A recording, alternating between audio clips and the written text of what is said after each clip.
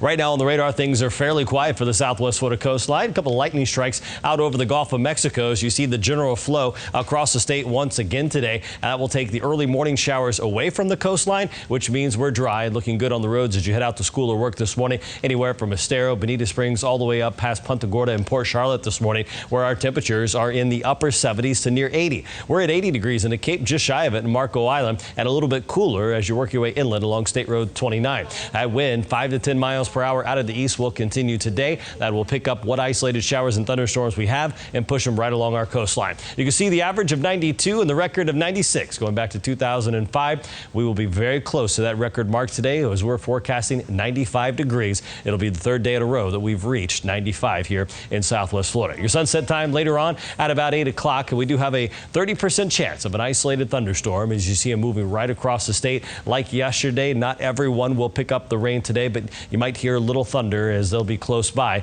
And then for Friday, same idea, east to west wind, just an isolated chance of a shower or thunderstorm. And as we go through the weekend, a little more moisture starts to build back in. We'll start to bump that rain chance up to about 40%. In the tropics this morning, there is Tropical Storm Henri on the verge of becoming a hurricane. Grace already at hurricane status at 5 o'clock this morning. This storm is now 25 miles off the coast of Mexico, getting ready to impact Tulum, moving west at 17. A little closer look here at the forecast track shows that storm regaining hurricane status over the Bay of Campeche. And I want to show you the close-up tropical satellite here. This is Cozumel, Cancun, about a 2-hour drive south is Tulum. A lot of hotels and restaurants sit right there on the beach, so it'll be interesting to see what happens here today with this small hurricane as it impacts the Yucatan. Around it, dry air has been pulled across South Florida. We're sandwiched in between these two tropical systems and really reaping the benefits as far as the dry weather here, and that will continue for the next couple of days. Now, as far as Henri, the winds at 70 miles per hour, just shy of hurricane status,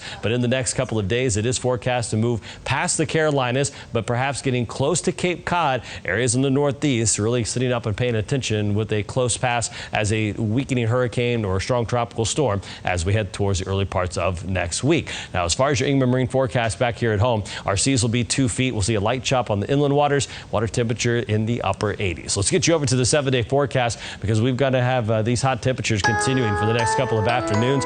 Scattered thunderstorms as we go through the weekend. We'll see our temperatures cool off a bit as we round out the weekend and head into the early parts of next week.